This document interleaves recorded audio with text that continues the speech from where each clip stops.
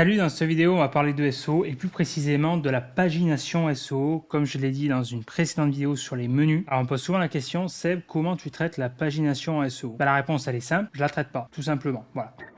Merci, au revoir. Non, la pagination SEO, ce que j'expliquais encore récemment à un client de l'académie, c'est que pour moi c'est tout simplement un faux débat. Voilà. C'est un faux débat, la pagination, tu n'as tout simplement pas besoin de la traiter si l'arborescence est correctement fait en amont, le maillage interne et le silo. Pour moi, encore une fois, c'est une règle de bon sens. Un site internet efficace, efficient, une stratégie SEO efficiente en on-site, ça part de l'arborescence. Tout part de l'arborescence et donc de la stratégie. On en revient toujours à ça. Je le dis et je le redis, pour réussir en SEO, oublie les pseudo-hacks, techniques magiques, patati patata. Toutes ces techniques, c'est bien parce que le problème des techniques, c'est quoi? C'est que les techniques, les hacks, ça marche un temps, sur le court terme, le court moyen terme, en attendant d'avoir un nouveau hack qui sera remplacé de nouveau par encore un nouveau hack. Voilà. Et donc, c'est un truc sans fin. Tu deviens le camé du hack. Voilà, tout simplement. Tu as une autre approche qui est possible, c'est d'apprendre des principes élémentaires, des règles simples qui ont fait leur preuve, une méthodologie éprouvée par mes soins depuis 2008 qui marche tout simplement sans tomber dans des marasmes. Le problème, c'est quoi? C'est qu'aujourd'hui, en SEO, tu as beaucoup de personnes qui se revendiquent pseudo-experts qui, en réalité, un, ne le sont pas, ne savent pas de quoi ils parlent, et deux, ont souvent des outils, des produits à te proposer et donc qui ont un avis biaisé. T'as pas besoin de faire l'analyse de crawl, t'as pas besoin de prendre la tête, de faire des espèces de mind map sur la pagination pour réussir en SEO et encore moins en on-site. Franchement, t'as autre chose à foutre quand tu gères un site e-commerce. Si tu veux réussir en SEO, commence par traiter les choses prioritaires qui ont un réel impact, d'accord? La fameuse loi de Pareto 80-20. Et une fois déjà que tu auras réussi tout ça, bah déjà c'est que tu auras des bons résultats, tu auras des bons positionnements, sinon c'est qu'il y a un problème, il faut revoir les bases. Et à la rigueur, si tu n'as pas autre chose à foutre et que tu as un budget à cramer, que ton client, tu veux lui vendre du consulting, pourquoi pas essayer de faire un exposé, une thèse sur la pagination SEO à tes heures perdues. Pourquoi pas? Mais en attendant, on va rester pragmatique. Pourquoi la pagination, on s'en carre l'oignon? On va prendre le problème à la base et on va réfléchir différemment, d'accord? On va laisser de côté Googlebot et les pseudo-délires et dérives. On se concentre sur l'utilisateur et donc sur la priorité des éléments à afficher sur un site internet. Ok, maintenant pose-toi ces questions. Quel produit information je veux mettre en avant sur mon site internet? Quel produit information je veux mettre en avant sur cette page-là? Pourquoi je veux mettre en avant tel produit, telle offre sur cette page-là? Pourquoi je veux mettre en avant tel produit, tel élément sur ce site-là? Pourquoi je veux mettre en avant tel contenu et pas un autre? Combien je veux mettre en avant de produits sur cette page-là? Combien de produits je veux mettre en avant sur ce type de page-là si c'est un site e-commerce? Sur une page de contenu, sur une fiche conseil, sur un article de blog, sur une fiche produit, sur une catégorie? Pourquoi je veux mettre en avant? Si, admettons, tu dis, j'aimerais bien en mettre, allez, 26. Pourquoi 26? D'où sort ce chiffre? Est-ce que tu es sûr que c'est la bonne réponse? Est-ce que c'est toi qui as envie de mettre en avant 26 produits parce que tu as décidé que tu as envie et c'était comme ça? Ou est-ce que c'est parce que c'est la bonne chose à faire pour convertir potentiellement le prospect qui arrive sur cette page-là? En fonction de ta réponse, ça a un impact direct sur l'évolution de ton CA. Moi, j'applique un principe tout simple que j'explique dans l'académie. C'est le principe de rétention. J'en ai parlé dans une précédente vidéo sur les menus, ce que j'appelle un menu en escalier. J'applique ce même principe sur, par exemple, des fiches conseils, des fiches de contenu ou des fiches produits. Par exemple, admettons, tu as une fiche conseil, un article de blog. Tu fais ton contenu, ton beau pâté de 2-3 000 mots, peu importe, on s'en fout, la valeur absolue des mots. Admettons, on va prendre l'exemple de la précédente vidéo que j'ai fait sur le menu avec Yves Rocher sur le rouge à lèvres mat, les produits maquillage. Je vais chercher à limiter le carrousel de produits sur cette page-là. Donc je suis sur la page qui va parler de rouge à lèvres mat. Je me dis, c'est tentant pour faire un petit peu d'upsell ou quoi, de proposer des produits annexes, d'autres rouges à lèvres, d'accord? Ou éventuellement d'autres produits de maquillage, mais dans le cas faire en rapport avec la thématique la plus proche possible, donc en l'occurrence ici, d'autres rouges à lèvres. Pourquoi pas sur des cousins d'univers, comme là le rouge à lèvres mat du gloss, proposer du gloss, pourquoi pas? D'accord? Je pourrais proposer 26 produits. Je me dis, waouh, putain, plus j'en propose, mieux c'est. Ouais, mais non, en fait, c'est la fausse bonne idée. Parce que qu'est-ce qui va se passer? Si tu en proposes 26, déjà, tu vas alourdir ta page, inutilement. Et deuxième chose, toujours pareil, tu vas entraîner ce risque de confusion. La personne qui veut son rouge à lèvres mat, elle peut être intéressée par un produit annexe comme du gloss ou un autre rouge à lèvres. Admettons, il y a un rouge à lèvres qui va être rouge, un autre rose, pourquoi pas? Pour parfaire sa réflexion. Tu peux en proposer 2-3.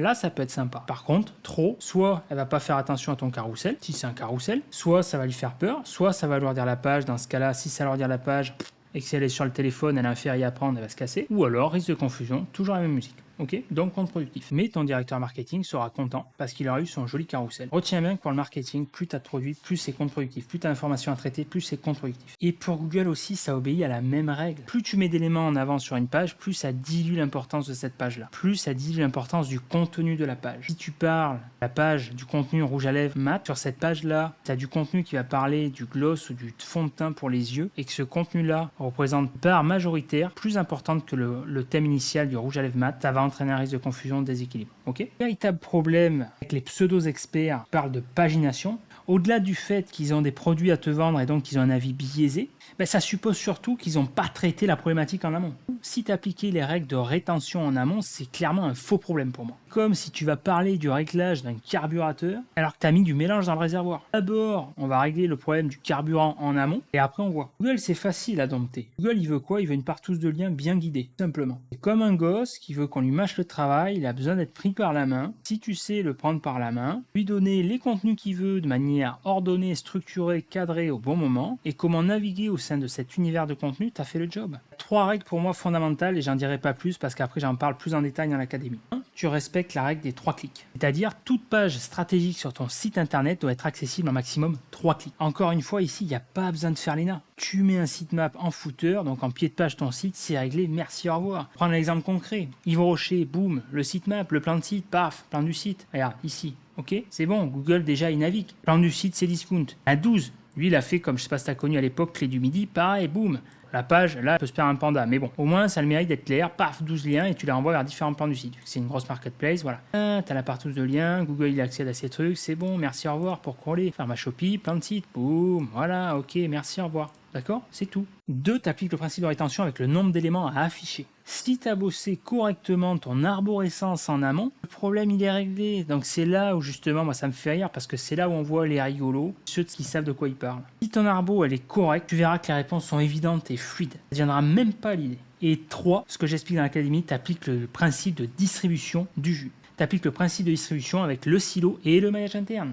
Si tu appliques ces 3 règles, tu as fait le taf. Pas besoin de te prendre la tête. Donc, je finirai là-dessus. Retiens bien que ceux qui parlent de pagination, ça suppose qu'ils n'ont pas fait le taf en amont de réflexion sur l'arborescence. C'est grave, quoi. Moi, quand j'accompagnais des clients en agence, on insistait la plupart du temps pour faire des refontes de sites internet, pour avoir la main dessus, pour justement concevoir l'arborescence. Parce que pour moi, une vraie stratégie SEO se met en place le plus tôt possible, dès le départ sur un site internet. Mais quand je dis dès le départ, c'est dès le départ. C'est-à-dire que tu as la réunion de projet, lancement de projet avec ton client, d'accord? Dès les interfaces graphiques, tu réfléchis là-dessus. Ok, tu as la découpe, à l'intégration et tout, tu as l'arborescence. Et toi, ton premier taf en tant que SEO, peu importe le terme, on s'en bat les couilles, encore une fois, consultant SEO, traffic manager, ça c'est les étiquettes, ok?